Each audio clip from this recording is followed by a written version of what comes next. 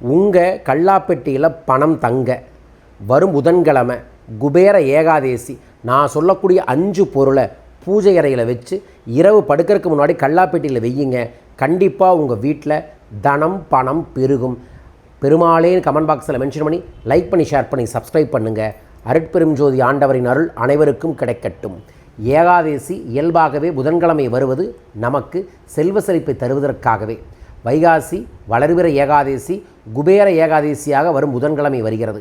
அதிகாலையில் எந்திரிச்சு தலைக்கு ஆண்கள் எண்ணெய் தேய்த்தும் பெண்கள் தலைக்கு மட்டும் குளித்து விட்டு உங்கள் வீட்டில் இருக்கக்கூடிய பச்சை பயிரை கை நிறைய எடுத்து மார்பலை வச்சு ஓம் ஸ்ரீம் லலிதம் லம்போதரம் இந்த மந்திரத்தை 16 முறை சொல்லி அதற்கப்புறம் வடக்கு திசையில் தூக்கி போட்டுருங்க.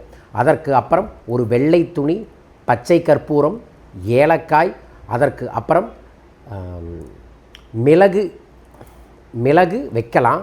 அதை விட ரொம்ப முக்கியம் குங்குமப்பூ இருந்தால் மிளகு வைக்க வேண்டாம். இல்லைன்னா மிளகு வச்சு அதையே ஒரு முடிச்சு அதையை நீங்கள் உங்கள் பூஜை அறையில் வைத்து பச்சை கற்பூரத்தை பொடி பண்ணி அந்த முடிச்சு மேலே போட்டுருங்க.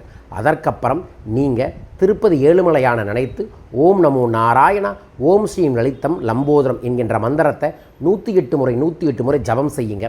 ஒரு டம்ளரில் தண்ணீர், பன்னீர், அதுக்கப்புறம் கொஞ்சோண்டு பச்சை கற்பூரம், ஏலக்காயை போட்டு துளசி தீர்த்தத்தை வச்சு இந்த மந்திரத்தை சொல்லுங்கள். சொன்னதுக்கப்புறம் தீர்த்தத்தை குடிச்சிட்டு விரதத்தை தொடங்குங்க.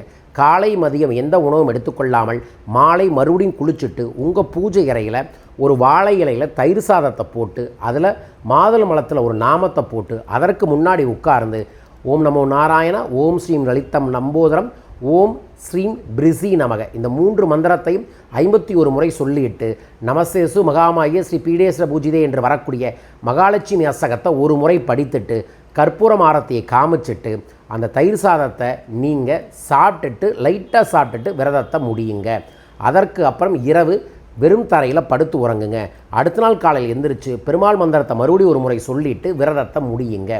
இதையே யார் ஒருவர் செய்கிறார்களோ அவர்கள் சூட்சமமான முறையில், அதாவது செவ்வாய்க்கிழமை இரவில் இருந்து வியாழக்கிழமை அதிகாலை வரைக்கும் உணவு உண்ணாமல் இருக்கும்போது சுமாராக 36 மணி நேரம் இருப்பீங்க.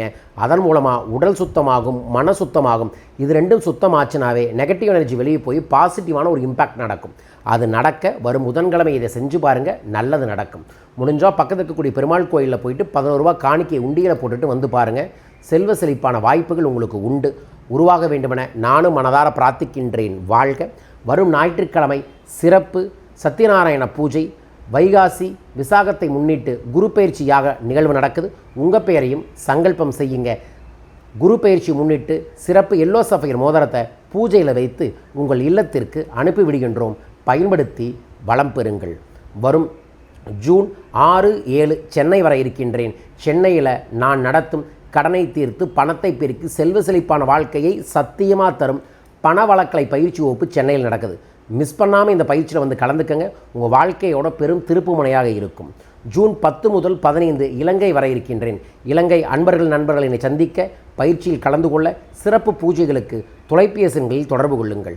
மீண்டும் ஒரு அற்புதமான பதிவில் உங்கள் அனைவரையுமே சந்திக்கின்றேன். அனைவருக்கும் அனைத்து செலவும் அபரிதமாய் பெருகட்டும். வாழ்க வையகம், வாழ்க பணமுடன்.